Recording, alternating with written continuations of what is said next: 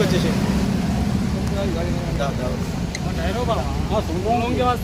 నాకు తెలియదా, నాకు తెలియదా, నేను అన్ని సంవత్సరాల నుంచి చేస్తున్నాను అనుకుంటాం. జనరల్గా ఏంటంటే మాకు కూడా మేము ట్రైనింగ్ 18 నెలలు ట్రైనింగ్ చేసి వస్తాం. అయినా కూడా 6 నెలలకు సంవత్సరానికి ఒకసారి మనం ట్రైనింగ్ పెట్టుకుంటాం. వారం రోజులు, 3 రోజులు, 2 రోజులు. దేనికోసం అంటే రిఫ్రెష్ వాళ్ళకి కూడా రిఫ్రెష్ చేసుకుంటాం. కొన్ని అలవాట్లు ఏం చేస్తామంటే కొన్ని పొరపాట్లని అదే అలవాటుగా అయిపోతుంది. వాటిని మార్చుకోవడం కోసం ట్రైనింగ్. ఒక్కటే గుర్తుపెట్టుకున్నాం, మనం ఏం చేసినా కూడా ఫ్యామిలీ కోసం వస్తుంది. మనం ఏం చేసినా కూడా ఫ్యామిలీ కోసం, అదొక్కడే గుర్తుపెట్టుకోవాలి.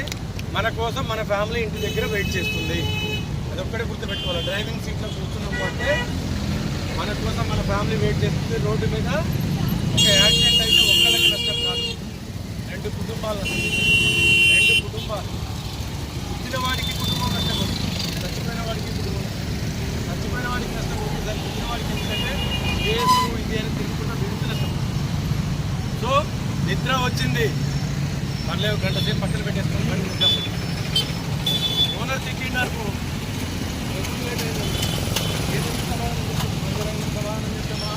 ఇంకోటి చెప్తాం, ఇంకోటి చెప్తాం. ముందు మనం సేఫ్గా వచ్చేస్తాం. ఒక గంట లేట్ వచ్చినప్పుడు గుర్తుపెట్టుకున్నాం, సేఫ్టీ ఫస్ట్.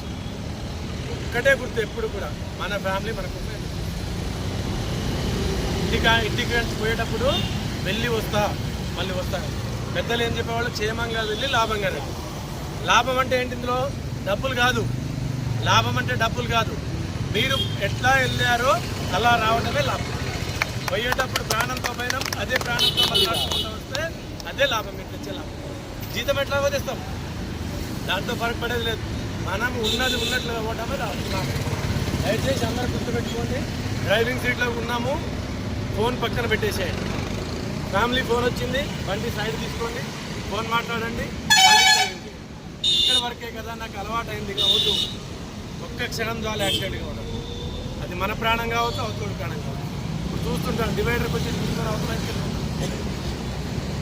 మన లారీ